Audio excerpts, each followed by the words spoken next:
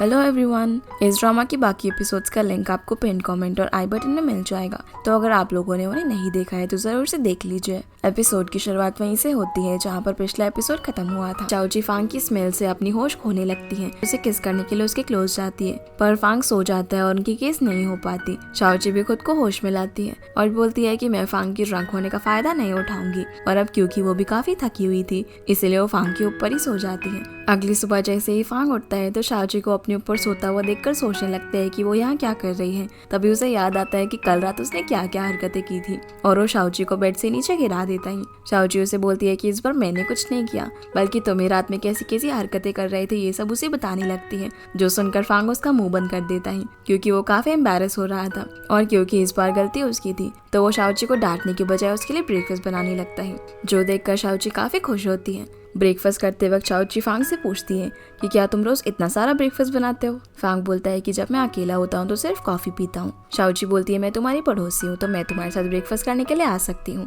क्योंकि जब दो लोग साथ बैठकर खाते हैं तो ज्यादा खाया जाता है और मैं अपने साथ मिस चाय और शाबू को भी लेकर आ सकती हूँ। पर फांग उसकी ये सारी बातें इग्नोर करके कहता है कि जाओ, मैंने तुम्हें माफ किया, और अपनी तारीफ करते हुए बोलता है कि मैं इतना हैंडसम हूँ कि तुम मुझे देखकर खुद को अट्रैक्ट होने से नहीं रोक पाए। चाओची उसकी गलतफहमी दूर करते हुए कहती है कि ऐसा कुछ भी नहीं है, मैं तुम्हें नहीं बल्कि तुम्हारे सेंट को पसंद करती हूँ। तभी उसे रियलाइज होता है कि उसने क्या बोल दिया। कहीं फांग उसके हार्मोन वाले मिशन के बारे में समझ ना जाए, पर फांग तो अपनी कंपनी वाले सेंट के बारे में सोच रहा होता है। अब वो थोड़ा सा ब्रेकफास्ट करके यहाँ से निकल जाता है और बचा कुचा ब्रेकफास्ट शाओची अपने घर में लेकर आती है, जहाँ मिस चाय और शाबू दोनों ही मिलकर उसका काफी अच्छे से वेलकम करती हैं, क्योंकि शाओची एक रात फांग के घर में बिता के आई थी और उन्हें लग रहा था कि इन दोनों के बीच में जरूर कुछ न कुछ तो हुआ होगा। इसलिए मिस चाय अब उसे सारे डिटेल्स बताने को बोलती है कि उनके बीच में रात को क्या क्या हुआ। इधर हम हान को देखते हैं जो कि काफी खुश हो रहा था, क्योंकि उसे लग रहा था कि कल उसने शाओची और फांग को मिलवाकर बहुत ही अच्छा काम किया और आज उसके बॉस उसे इस काम के लिए प्रेज करेंगे, लेकिन इसका उल्टा ही होता है। फांग आकर उसे डांट लगा देते हैं और बोलता है कि मुझे घर छोड़ना तुम्हारा काम है। वहीं शाओची भी इन लोगों को बता रही होती है कि फांग ड्रंक होकर कैसी बच्चों जैसी हरकतें कर रहा था, जो सुनकर मिस चाय डिसअपॉइंट हो जाती है कि कल तो इन दोनों के बीच में कुछ भी नहीं हुआ और वो एवे इतना एक्साइटेड हो रही थी। मिस चाय के यहाँ से जाने के बाद शाओबू उससे पूछती है कि कल तो तुमने बहुत सारे हार्मोन्स कलेक्ट किए होंगे, पर जब शाओची चेक करती है तो वो सिर्फ 0.8% था, जो देखकर वो सोचने लगती है कि इस स्पीड से तो वो कभी भी घर नहीं जा पाएंगे। और यहाँ वो शाओबू को ये भी बताती है कि आज गलती से उसने फांग के सामने हार्मोन्स वाली बात कर दी थी। तो शाओबू बोलती है कि तुम चिंता मत करो, वैसे भी फांग समझता है कि तुम्हारे दिमाग में कोई केमिकल लोचा है, इसलिए वो इस पर ज्यादा ध्यान नहीं देगा। दूसरी तरफ हम फांग को एक मीटिंग में देखते हैं जहाँ वो सभी के सामने अपने नए परफ्यूम का कॉन्सेप्ट रखता है, जिसके अंदर प्यार की खुशबू होगी और उसको इस्तेमाल करने पर लोगों को ऐसा लगेगा जैसे कि वो प्यार में हो। ये आइडिया सभी लोगों को काफी पसंद आता है और फांग सभी को इस आइडिया के बारे में किसी से भी शेयर करने से मना करता है। पर जब हान मीटिंग रूम से बाहर आता है तो कांग उसके पास आकर उसे अपनी बातों में फंसा लेता है और हान के मुंह से उनके नए परफ्यूम के आइडिया के बारे में निकल जाता है। पर हान ये सोचकर यहाँ से चला जाता है कि कांग तो बूढ़ा हो चुका है और उसने नहीं सुना होगा कि उसने क्या बोला। जिसके बाद हम मिस जो को देखते हैं जो कि मिस चाय के कैफे में ही बैठकर कांग से परफ्यूम के बारे में बात कर रही होती है। तभी वहाँ पर शाओची आती है तो शाओबू से पूछती है कि क्या फांग की कंपनी का कोई ऑर्डर आया, लेकिन वो उसे मना कर देती है। फिर वो उससे ली के बारे में पूछती है कि तुम दोनों का कैसा चल रहा है, और जब वो शाओबू का फोन देखती है तो उसमें उसने ली के साथ एक भी बार बात नहीं की थी। शाओची बोलती है कि तुमने एक भी बार ली से बात नहीं की, तो शाओबू कहती है कि नहीं। शाओची उसे समझाती है कि उसे उससे बात करनी चाहिए वरना वो फिर से फांग के पास चला जाएगा। इसलिए शाओबू उससे मिलने के लिए फटाफट से वहाँ से जाने लगती है, जहाँ वो गलती से मिस जो की टेबल से टकरा जाती है। ये देखकर शाओची टेबल सही करने लगती है, पर जैसे ही उसे पता चलता है कि फांग की कंपनी का ऑर्डर आया है तब वो क्लिनिक क्लॉथ को उसी टेबल पर फेंक कर वहाँ से चली जाती है और इसी तरह वो लोग मिस जो को परेशान कर देते हैं। इधर हम ली को देखते हैं जो कि अपना स्टूडियो सेटअप कर रहा था और वो बहुत ही खुश होता है, पर उसके पास बात करने के लिए कोई भी नहीं था। वो शाओबू से बात करने का सोचता है, लेकिन फिर उसे ख्याल आता है कि इतने दिनों से उसने खुद ही उससे बात नहीं की, तो भला वो क्यों उससे बात करे। वहीं शाओची फांग की कंपनी में ऑर्डर डिलीवर करने के लिए जाती है, जहाँ उसके एम्प्लॉयज उसे बताते हैं कि तुम्हारा हस्बैंड मीटिंग में है, और वो उसे ऐसा इसलिए बोलती है क्योंकि शाओची ने उस इवेंट में आकर सभी के सामने बोल दिया था कि मैं फांग की वाइफ हूँ। शाओची अब रूम के बाहर ही फांग का वेट करने लगती है। मीटिंग में फांग सभी शेयर होल्डर से बोलता है कि उन्हें फ्रेग्रेंस डिपार्टमेंट को रिसर्च के लिए ज्यादा फंड देना चाहिए। कांग बोलते हैं कि फ्रेग्रेंस डिपार्टमेंट उनकी कंपनी के इनकम का मेजर सोर्स नहीं है और अगर वो रिसर्च में पैसा लगाएंगे तो वो पैसा काफी टाइम तक अटका रहेगा और उसे रिटर्न आने में काफी टाइम लगेगा। फांग उसे जवाब देते हुए बोलते हैं कि इस डिपार्टमेंट से वो अपनी अर्निंग डबल भी कर सकते हैं। तो कांग कहता है कि क्या तुम ड्रीमी फ्रेग्रेंस की बात कर रहे हो, वो तो सिर्फ एक कॉन्सेप्ट है, अभी तक उसका तुमने कोई भी प्रोटोटाइप तैयार नहीं किया है। और क्योंकि कांग ने एक शेयर होल्डर को अपनी तरफ किया हुआ था तो वो भी बोलने लगता है कि ऐसी बकवास रिसर्च में पैसा लगा के कोई फायदा नहीं होगा जब तक कि वो पहले से इसका कोई सैंपल रेडी करके ना दिखा दे। इस वजह से फांग अब काफी गुस्से में होता है। इधर हम ली को बाहर देखते हैं, तभी उसे उसकी मॉम का कॉल आता है जो उसे बोलती है कि बेटे तुम कहाँ हो, मैंने अभी अभी तुम्हारे जैसे एक लड़के को यहाँ पर देखा। ली अब अपनी मॉम को देखकर उसे छुपने की कोशिश करता है, तभी उसे शाओबू मिल जाती है जो कि उसे छुपा लेती है और वो अपनी मॉम से बच जाता है। शाओबू उसे बोलती है कि क्या तुमने अपनी मॉम को नहीं बताया कि तुम यहाँ पर हो, जिस पर ली मना करता है। और यहाँ क्योंकि शाओबू उसके काफी क्लोज खड़ी हुई थी तो वो बहुत ही नर्वस हो जाता है और शाओबू को खुद से दूर करके कहता है कि बहुत ही गर्मी हो रही है। ली अब उसे अपने स्टूडियो में लेकर जाता है जहाँ वो उसे बताता है कि मैं एक पेंटर बनना चाहता हूँ और हमारे जैसे कपल जो कि एक दूसरे से नहीं मिलते उन्हें ऐसे समझा जाता है कि उनका ब्रेकअप हो गया है। शाओबू बोलती है कि हम तो पहले से ही कपल हैं तो भला हमें मिलने की क्या जरूरत। ली बोलता है कि सच में तुम तो एक नंबर की डम्ब हो। फिर वो उसे बैठाकर उससे पूछता है कि क्या तुम्हें पता है कि कोई भी इंसान प्यार में क्यों पड़ता है। शाओबू बोलती है क्योंकि रिप्रोडक्शन ह्यूमंस की नीड होती है जिसके लिए दो लोगों की जरूरत पड़ती है। ली उसे बताता है कि प्यार में होना ऐसा होता है जैसे कि कभी तुम मुझे परेशान करो कभी मैं तुम्हें, और इसी प्रोसेस के अंदर हम दोनों के बीच में रोमांटिक फीलिंग्स डेवलप हो। जिसके बाद हम शाओची को देखते हैं जैसे ही फांग मीटिंग से बाहर आता है तो वो उससे बात करने की कोशिश करती है लेकिन वो हान के साथ सीधा अपने कैबिन में चला जाता है। कांग जब उसे यहाँ पर देखता है तो एक एम्प्लॉय से पूछता है कि ये लड़की कौन है तो वो बताती है कि ये लड़की और मिस्टर फांग एक कपल है। जो सुनकर कांग हैरान रह जाता है और शाओची से बात करने के लिए जाता है। इधर फांग अपने कैबिन में काफी गुस्से में होता है और वो हान से पता करने के लिए बोलता है कि हमारी नई फ्रेग्रेंस की इन्फॉर्मेशन किसने लीक की। तभी उसे बाहर शाओची कांग से बात करती हुई दिखाई देती है। कांग उससे पूछने की कोशिश कर रहा होता है कि उसका और फांग का क्या रिलेशन है, जिसके लिए शाओची उसे अपने स्टोर का कार्ड स्कैन करने के लिए बोलती है और कहती है कि आप मेंबरशिप ले लो, वो भी 20% डिस्काउंट पर, तब मैं आपको बता दूंगी। जैसे ही कांग मेंबरशिप खरीद लेता है तो शाओची बोलती है कि आपने वीआईपी मेंबरशिप ली है पर आपको वीवीआईपी मेंबरशिप लेनी पड़ेगी मेरे और फांग के रिलेशन के बारे में जानने के लिए। ये बोलकर वो यहाँ से जाने लगती है। तभी हान बाहर आकर शाओची से बोलता है कि फांग तुम्हें बुला रहा है। वो अब काफी खुश होकर अंदर जाती है और वो उसके हैंगओवर के लिए वो एक केक लेकर आई थी जो वो उसे खिलाने ही वाली होती है पर फांग उसे रोक देता है। वो उससे पूछता है कि तुम्हारा मुझे अप्रोच करने के पीछे क्या रीजन है। ये सुनकर शाओची काफी नर्वस हो जाती है और उसे लगता है कि फांग को उसके हार्मोन वाले मिशन के बारे में पता चल गया है। तभी उसे वो केक गलती से फांग की पैंट पर गिर जाता है और वो उसे चेंज करने का बोलकर वहाँ से जाने लगती है पर फांग उसे रोककर दीवार की साइड लेकर जाता है और उसे बोलता है कि अगर तुमने मुझे सच नहीं बताया तो मैं तुम्हें पुलिस के हवाले कर दूंगा। फांग को ये लग रहा था कि उसकी प्रोजेक्ट की इन्फॉर्मेशन उसी ने लीक करी है। अब यहाँ इन दोनों की मिसअंडरस्टैंडिंग और बढ़ जाती है जब शाओची उसे ये बोलती है कि मैं तो सिर्फ अपना काम कर रही हूँ, जिसमें फांग को लगता है कि सच में शाओची ही वही पर्सन है जिसने उसके नए प्रोजेक्ट की इन्फॉर्मेशन लीक करी थी। वो उसे बोलता है कि अच्छा तो तुम ही हो जिसे मुझे डिस्ट्रॉय करने के लिए यहाँ पर भेजा गया है, या तुमने अपना मिशन पूरा कर लिया। शाओची उसे बोलती है कि नहीं, अभी मेरा मिशन पूरा होने में काफी टाइम लगेगा और इसे तुम डिस्ट्रॉय तो नहीं होगे पर तुम्हारी लाइफ पे थोड़ा बहुत इम्पैक्ट जरूर पड़ेगा।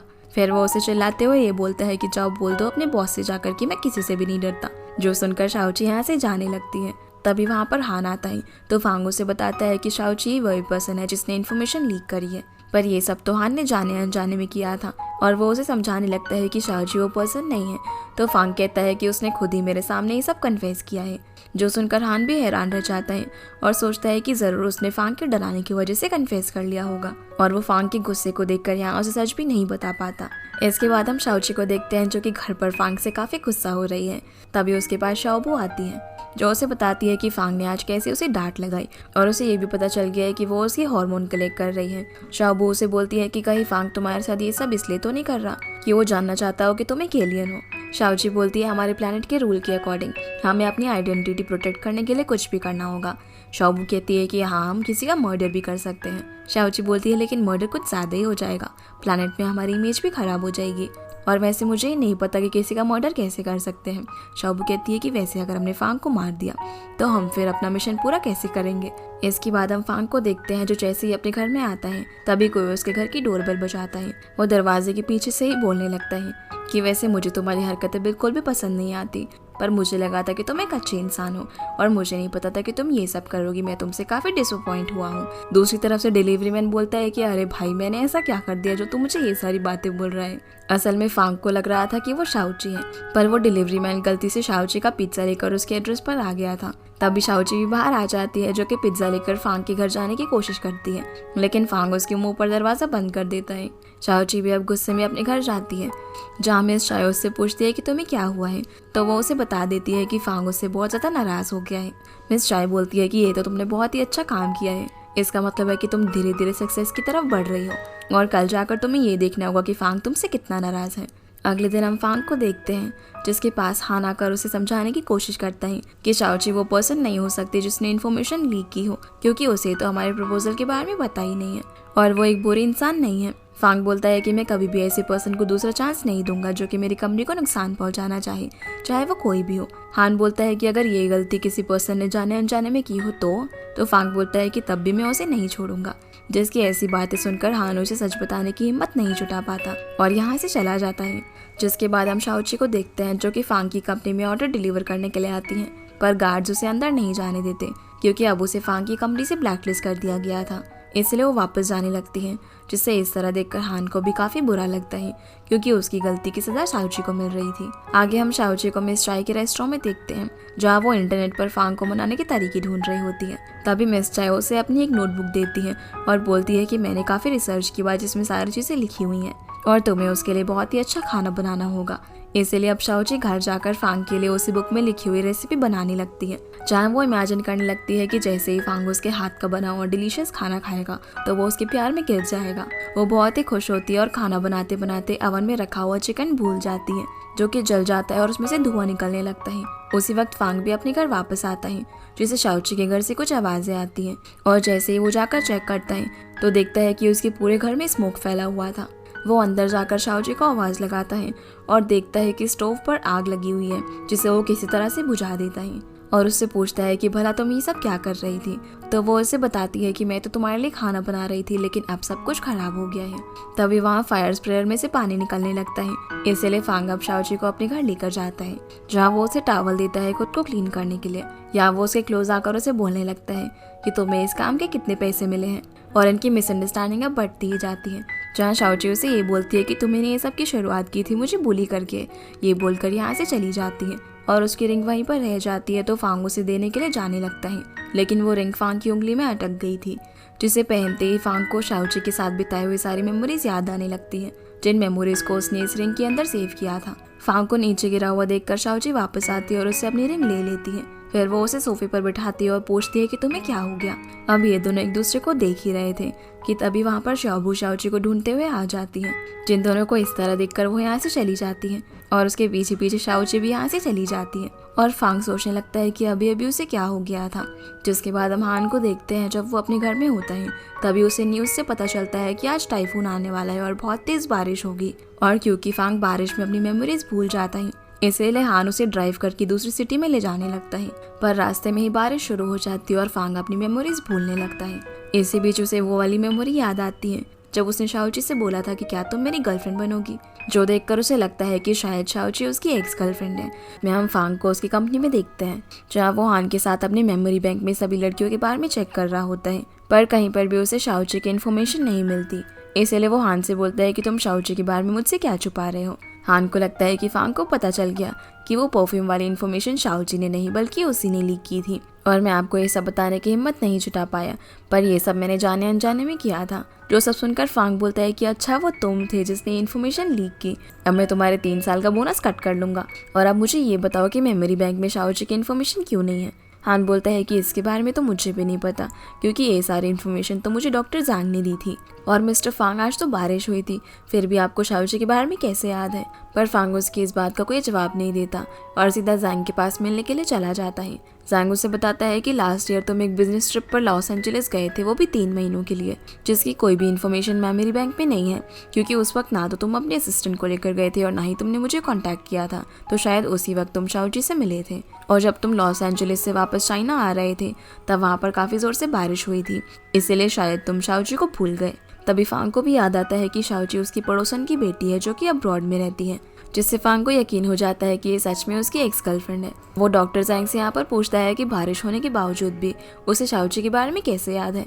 जैंग बोलता है कि जब तुम लॉस एंजलिस से वापस आ रहे थे तब भी बारिश हुई थी, और इस बार भी जब तुमने बारिश को महसूस किया तो शायद तुम्हें शाओची की याद आ गई। फांग बोलता है कि भला इस जैसी लड़की मेरी गर्लफ्रेंड कैसे हो सकती है। तो जैंग बोलता है कि ये भला मुझे कैसे पता, है तो तुम खुद से पूछो ना। दूसरी तरफ हम शाओची और शाओबू को देखते हैं, जो कि फिर से मिस चाय के कहने पर फांग को पटाने के लिए एक बुक पढ़ रही होती है। तभी उसे फांग का मैसेज आता है जिसमें उसने लिखा हुआ था कि मुझे पास्ट के बारे में सब कुछ पता चल गया है, इसलिए वो उसे बात करने के लिए आज दोपहर में मिलने के लिए बुलाता है। शाओची ये मैसेज शाओबू को दिखाती है और बोलती है कि कहीं फांग को याद तो नहीं आ गया कि कैसे उसने मुझसे जबरदस्ती शादी की। शाओबू कहती है कि ये चीजें तो कुछ सालों बाद होने वाली है ना, तो भला उसे अभी कैसे याद आ सकता है। शाओची बोलती है टाइम मशीन की गड़बड़ी की वजह से हम भी तो पास्ट में आ गए हैं, तो क्या पता उसे भी मेरे साथ रहकर वो सब याद आ गया हो। शाओबू बोलती है कि अगर उसे सब कुछ पता भी चल गया तो क्या हो गया, और वो इमेजिन करने लगती है कि कैसे फांग सारा सच जानने के बाद शाओची की मदद करेगा हार्मोन एलिमेंट कलेक्ट करने में, ताकि वो अपने घर वापस जा सके। पर शाओची तो अपने दिमाग में कुछ और ही सोच रही थी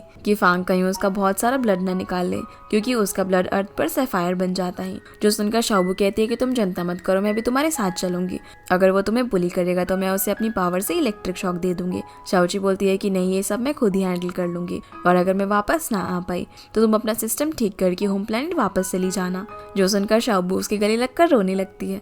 दूसरी ओर हम फांग को उसी कैफे में वेट करते हुए देखते हैं, जहाँ हान भी आया हुआ था और उसने फांग के कहने पर सारी चीजें रेडी कर ली थी, जैसे कि सबसे पहले वो शाओची को कार ऑफर करेगा, फिर क्रेडिट कार्ड, और अगर वो इससे भी नहीं मानी तो वो उसे चेक बुक देगा। ये सारी चीजों से वो उसे टेम्प्ट करने की कोशिश करेगा ताकि वो फांग का पीछा छोड़ दे। पर यहाँ हान फांग को समझाता है कि शाओची ऐसी लड़की नहीं है। तभी शाओची वहाँ पर आ जाती है। फांग उसे बोलता है कि मुझे सब कुछ पता चल गया है कि तुम मुझे वापस से पाना चाहती हो और तुम मेरी एक्स गर्लफ्रेंड हो। शाओची बोलती है एक्स गर्लफ्रेंड नहीं, बल्कि मैं तुम्हारी बीवी हूँ, तुमने मुझे जबरदस्ती शादी की थी। और यहाँ ये दोनों ऐसे ही बहस करने लगते हैं। तो हान इन्हें चुप कराकर सबसे पहले तो शाओची से माफी मांगता है कि उसकी गलती की वजह से फांग ने उसे डांट दिया था, क्योंकि वही वो पर्सन है जिसने न्यू परफ्यूम की डिटेल्स लीक की थी। अब जब शाओची को पता चलता है कि फांग उससे इस वजह से नाराज था तो वो रिलैक्स हो जाती है। फांग उसे बोलता है कि चाहे तुम कितनी भी कोशिश कर लो तुम मेरी गर्लफ्रेंड फिर से नहीं बन सकती, और कहता है कि पैसों से कुछ भी खरीदा जा सकता है। ये बोलकर वो उसे क्रेडिट कार्ड देता है। शाओची बोलती है कि ये क्या है, तो इन दोनों को लगता है कि कार्ड से बात नहीं बनेगी, इसलिए फांग उसे कार्ड की कीज और चेकबुक दोनों देता है और बोलता है कि तुमसे पीछे छुड़ाने के लिए मैं कंपनसेशन में तुम्हें कुछ भी दे सकता हूँ। जो सुनकर शाओची हैरान रह जाती है और बोलती है कि क्या तुम सच बोल रहे हो। फांग हान से बोलता है कि देखा है कितनी चालू लड़की है। वो शाओची से कहता है कि चलो मैं तुम्हें सोचने के लिए कुछ टाइम दे रहा हूँ, मुझे बता देना कि तुम्हें क्या चाहिए। ये बोलकर फांग यहाँ से चला जाता है। घर जाकर शाओची एक बुक पढ़ने लगती है जिसमें लिखा हुआ था कि कोई लड़का अगर आपको कंपनसेट करना चाहे तो इसका मतलब ये है कि वो आपसे ज़्यादा से ज़्यादा फिजिकल कांटेक्ट रखना चाहता है। जो सुनकर शाओची काफ़ी खुश हो जाती है कि अब वो जल्द से जल्द फांग से हार्मोन्स कलेक्ट कर पाएगी। शाओबू यहाँ उससे पूछती है कि उसे ऐसा क्यों लगा कि तुम उसकी एक्स गर्लफ्रेंड हो। तो शाओची बोलती है कि ज़रूर उसकी बहुत सारी गर्लफ्रेंड्स रही होंगी, इसीलिए उसे गलतफहमी हो गई होगी कि मैं उनमें से एक हूँ। अगले दिन शाओची फांग को मैसेज करके बताती है कि मैंने डिसाइड कर लिया है, मैं चाहती हूँ कि तुम मेरे साथ शॉपिंग पर चलो, कुछ खाने पीने चलो और 24 घंटे मेरे साथ फ़ोन पर बात करो। इधर शाओची काफ़ी मज़े से फांग का वेट कर रही होती है, पर अपनी जगह पर उसने वहाँ पर हान को भेज दिया था, जो देखकर शाओची गुस्से में वहाँ से चली जाती है। घर जाकर शाओची फांग को मैसेज करती है कि मेरे किचन का पाइप टूट गया है, इसलिए प्लीज़ आकर उसे रिपेयर कर दो, और उसे रिपेयर करते करते मेरे हाथ में दर्द भी हो रहा है, इसलिए तुम आकर मेरी मसाज भी कर देना। ये सब मैसेज करके वो खुद ही अपने किचन के पाइप को तोड़ देती है। अब फांग उसके घर तो आ जाता है, लेकिन वो अपने साथ साथ हान को भी लेकर आया था, जो कि उसका पाइप रिपेयर करने लगता है। शाओची गुस्सा होती है और बोलती है कि हर चीज़ के लिए तुम मेरे पास हान को क्यों भेज रहे हो। तो फांग बोलता है कि हमारी कंपनी मेकअप बेचती है, तो क्या मैं सारे प्रोडक्ट्स को खुद पे ट्राई करता हूँ? नहीं ना, मैं अपने स्टाफ को चीज़ें हैंडल करने के लिए भेजता हूँ, इसीलिए तुम्हारे पास भी मैंने हान को भेजा। पर जब तक हान पाइप रिपेयर कर रहा होता है तो शाओची फांग की गोद में जाकर बैठ जाती है और बोलती है कि मेरे हाथ में दर्द हो रहा है, तो ज़रा थोड़ी सी मसाज कर दो। पर तभी हान कोट पहनकर शाओची के पास आता है उसकी मसाज करने के लिए, जो देखकर शाओची फांग के ऊपर से उठ जाती है। शाओची अब काफ़ी दुखी होती है, क्योंकि जब से वो फांग की एक्स गर्लफ्रेंड बनी थी तब से फांग उसे कुछ ज़्यादा ही इग्नोर किए जा रहा था। शाओबू अब एक्स गर्लफ्रेंड के बारे में सर्च करती है तो उसे पता चलता है कि 90% मेंस ऐसा सोचते हैं कि उनकी एक्स गर्लफ्रेंड प्रेजेंट गर्लफ्रेंड से अच्छी है। अब वो फांग के बारे में पता लगाने के लिए उसके डेटा एनालाइज करने लगती है, लेकिन उसका दिमाग उसको एनालाइज करते करते खुद ही गुंजल हो जाता है। शाओबू बोलती है कि वो ली से उसके बारे में पूछेगी, क्योंकि उसे ज़रूर अपने भाई के बारे में पता होगा। शाओची बोलती है कि लेकिन वो हमें इस बारे में नहीं बताएगा।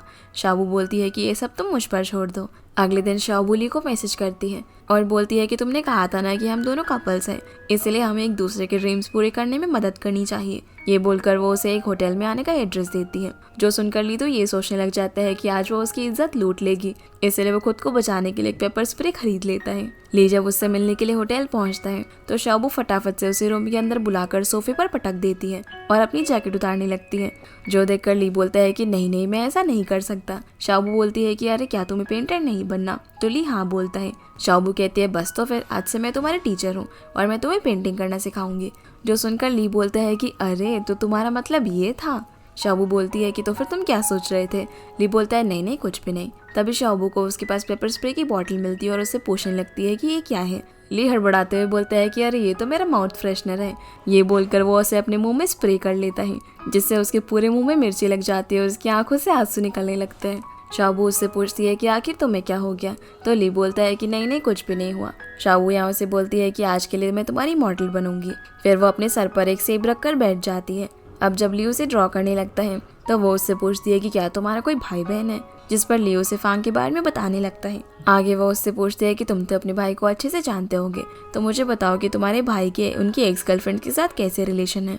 लेकिन ली तो यहाँ पर ये सोचने लगता है कि शाओबू उसका टेस्ट ले रही है और वो इनडायरेक्टली उसके भाई का नाम लेकर उसके बारे में ही जानना चाहती है, पर उसे डायरेक्टली पूछने में बहुत ही शर्म आ रही है। इसलिए वो उसे जवाब देता है कि मेरा भाई अपनी एक्स गर्लफ्रेंड के बारे में जो मर्जी सोचता हो, लेकिन मेरी कोई भी एक्स गर्लफ्रेंड नहीं है। अब वो उससे अगला सवाल पूछती है कि तुम्हारे भाई को कैसी लड़कियां पसंद है। अब यहाँ वो उसका भी अपने हिसाब से जवाब देता है और जितने भी सवाल शाओबू उससे पूछती है वो उनका ऐसे ही जवाब देता है, जिसकी वजह से वो बेचारी काफ़ी इरिटेट हो जाती है। लेकिन ली बहुत ही खुश होता है क्योंकि उसे लग रहा था कि उसने शाओबू को इम्प्रेस कर दिया है। शाओबू अब जब ली की बनाई हुई ड्राइंग देखती है तो उसने उसके अंदर सिर्फ एप्पल बनाया था और अब वो उसकी पेंटिंग को स्कैन करके उसमें उसकी बहुत सारी गलतियाँ बता देती है। तो पहले तो वो उससे इम्प्रेस हो जाता है और फिर वो बोलता है कि मेरे पास पेंटिंग बनाने के लिए कोई भी इंस्पिरेशन नहीं है, इसलिए मुझसे ऐसी पेंटिंग बनी है।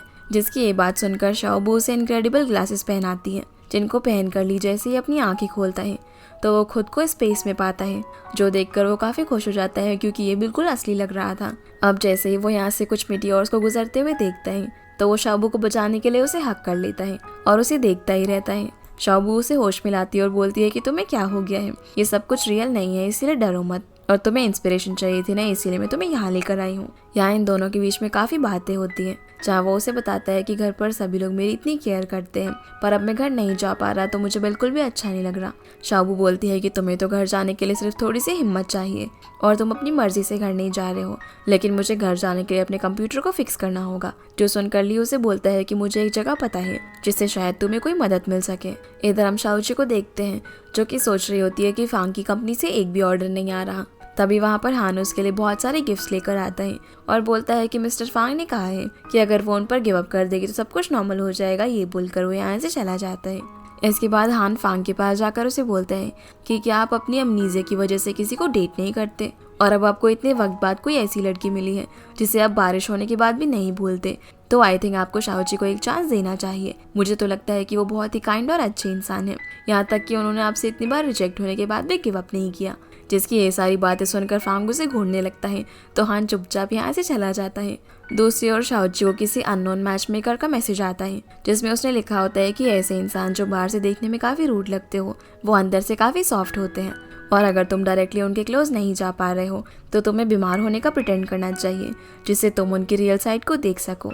और हाँ, याद रखना, अगर तुम अपने प्लान में कामयाब हो जाओ तो उन लोगों को थैंक यू कहना मत भूलना जिन्होंने भी तुम्हारे इस सब में मदद की हो। जो सुनकर मिस चाय बोलती है कि हाँ, ये बंदा तो एकदम सही कह रहा है, अगर कभी फांग तुम्हारा हो जाए तो ये मत भूलना कि मैंने तुम्हें उससे मिलवाने में कितनी मदद की है। रात में अब शाओची बिल्डिंग के नीचे फांग के आने का वेट करने लगती है। जैसे ही वहाँ पर फांग आता है तो शाओची उससे जाकर टकरा जाती है और बीमारी का बहाना करने लगती है, पर फांग समझ जाता है कि वो नाटक कर रही है, इसीलिए वो उसे वहीं पर छोड़कर जाने लगता है।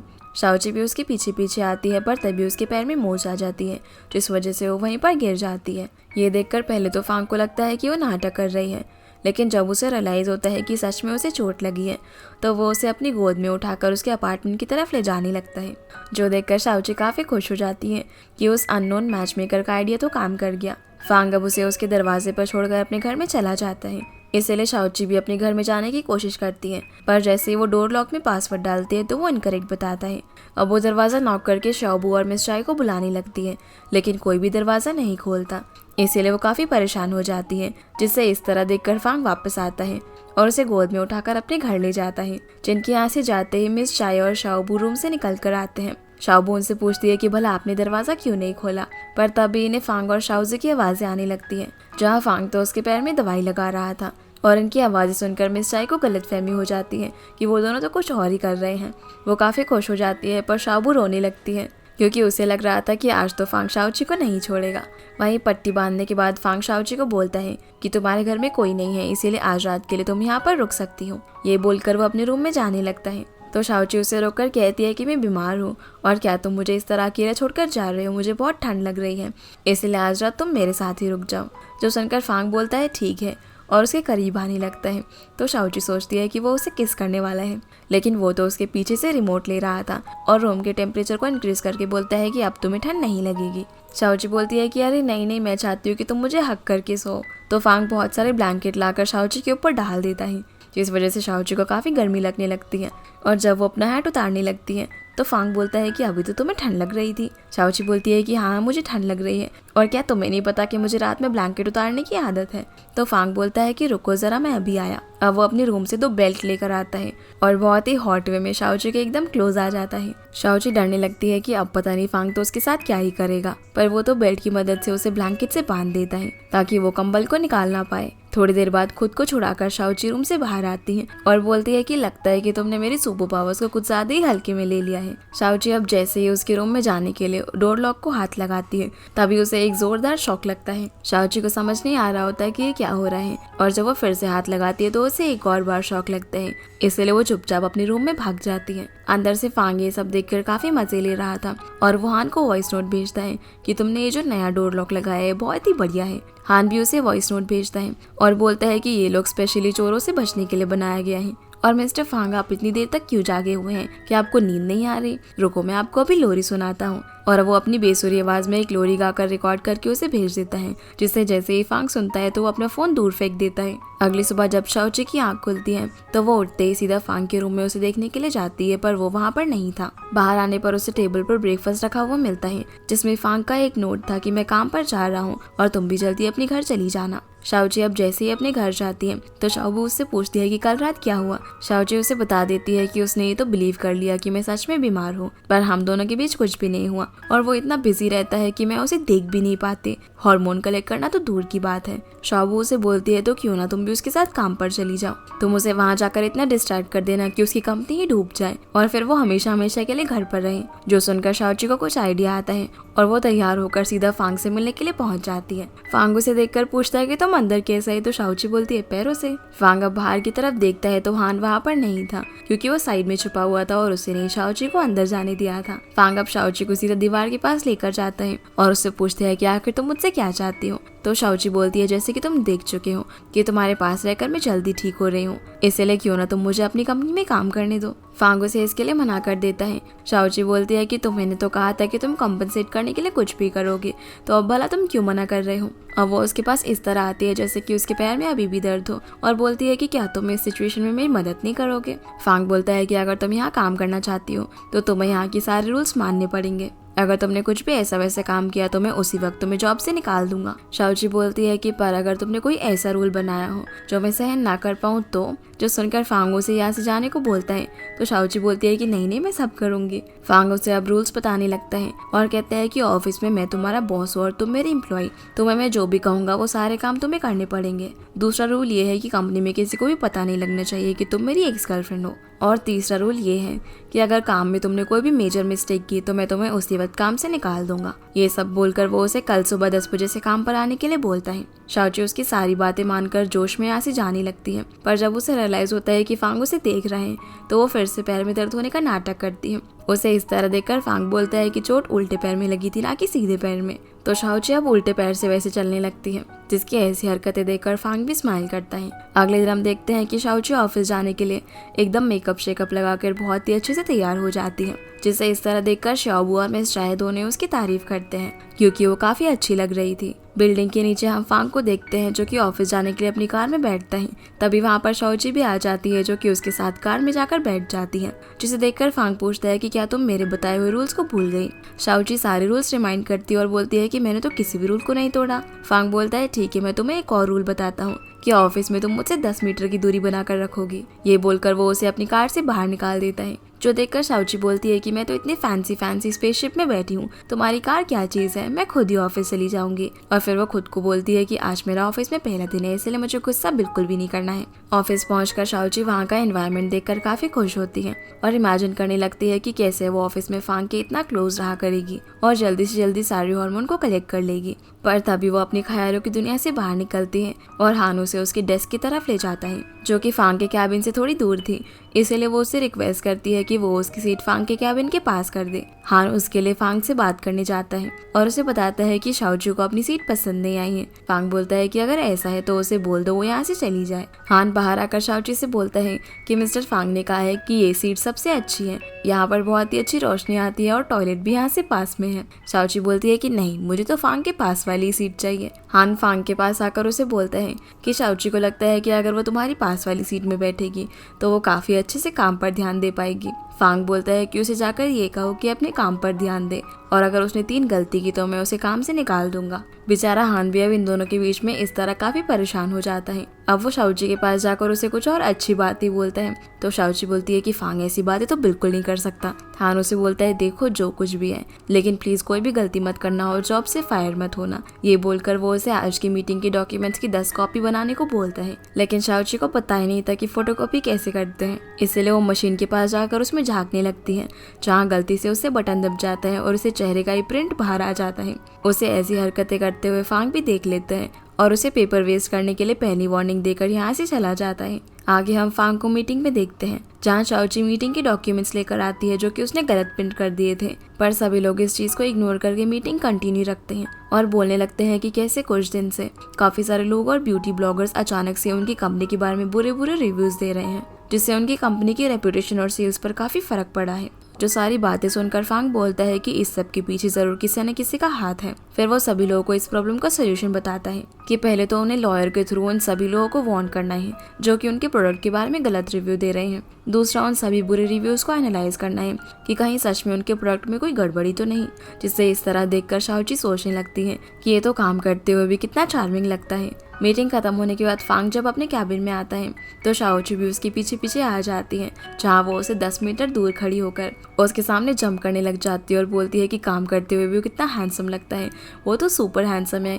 ये सब बोल के वो उसकी बहुत ही तारीफ करती है, जो देखकर कुछ देर के लिए फांग के चेहरे पर स्माइल आती है। पर फिर वो उसे बोलता है कि तुम्हें इतना फ्री देखकर मुझे लग रहा है कि तुम्हारे पास कोई काम नहीं है। और फिर तो वो शाओची की वाटी लगा देता है पूरे ऑफिस में और कोई सिर्फ शाओची शाओची चिल्ला रहा था। कभी कोई उससे कॉफी मांगता है तो कभी पानी तो कभी फाइल। इतना सारा काम करके बेचारी शाओची काफी थक जाती है और अपनी टेबल पर सर रखकर लेट जाती है। तभी फांग उसके पास आता है और पूछता है कि क्या तुम थक गई, लो इन फाइल्स को भी डिलीवर कर आओ। जो सुनकर शाओची बोलती है कि मुझे भी एक असिस्टेंट चाहिए। पर जब फांग उसे फायर करने की बात करता है तो वो फटाफट से फाइल लेकर डिलीवर करने के लिए चली जाती है। इधर फांग कांग के पास जाता है और उसे बोलता है कि इस बार तुमने मुझे कंपनी से हटाने के लिए बहुत ज्यादा ट्रबल क्रिएट किए हैं। कांग हंसकर बोलता है कि ये सब तुम क्या बातें कर रहे हो, मुझे तो इस बारे में कुछ भी नहीं पता, और यहाँ अनजान बनने की कोशिश करता है।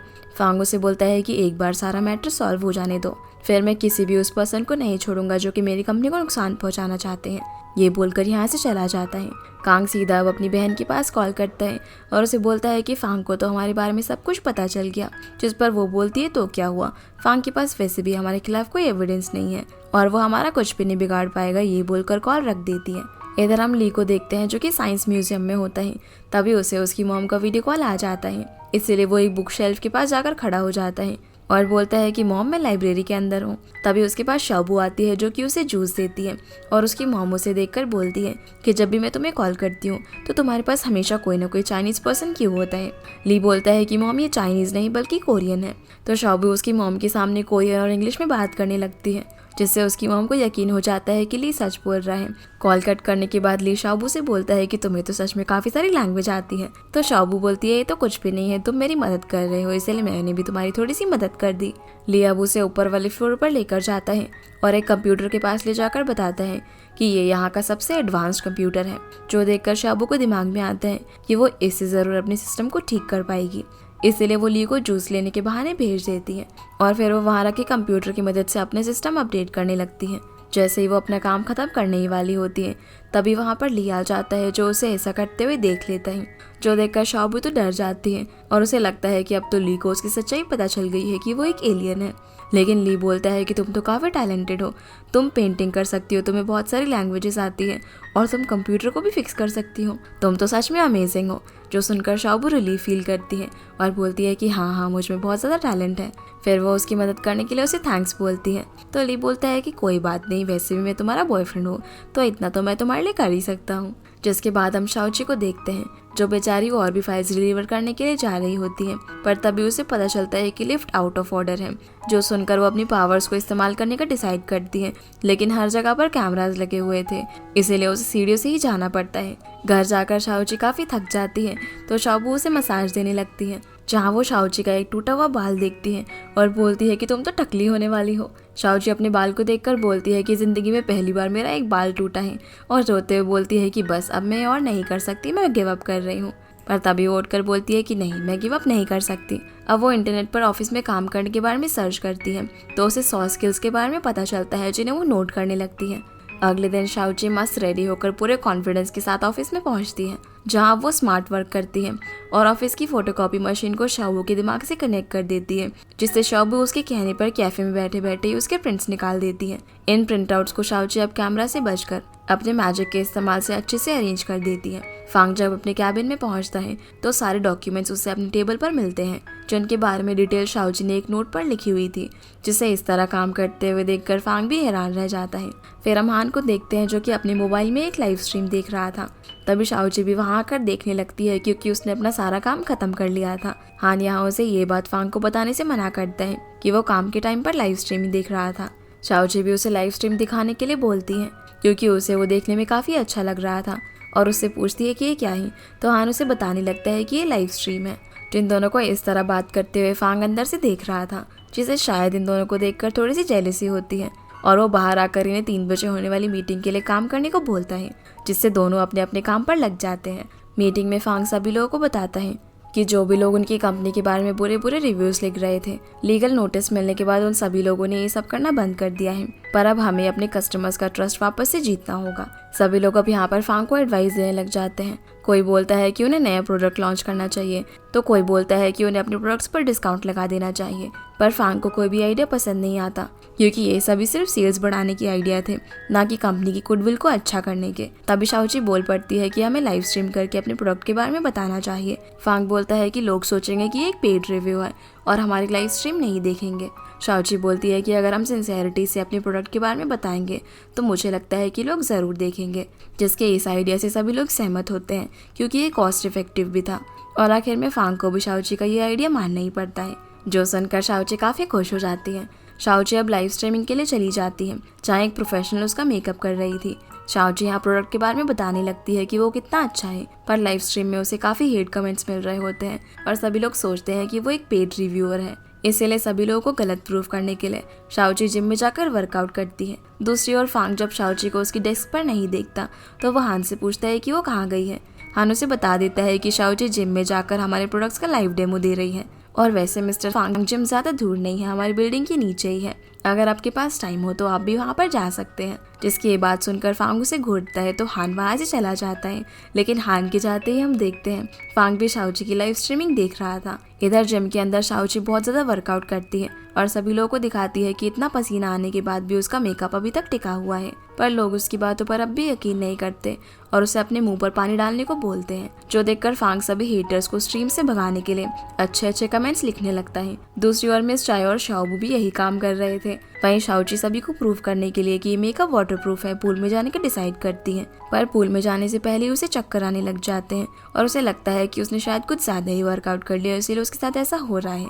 लेकिन लाइव स्ट्रीम कंप्लीट करने के लिए वो पूल में चली जाती है और डुबकी लगाकर दिखाती है कि उसका मेकअप अभी भी खराब नहीं हुआ, जो देखकर स्ट्रीम में अच्छे अच्छे कमेंट्स आने लग जाते हैं। पर शाओची जब गहरे पानी में होती है तभी उसके पैर में मोच आ जाती है और वो स्विम नहीं कर पाती और डूबने लगती है।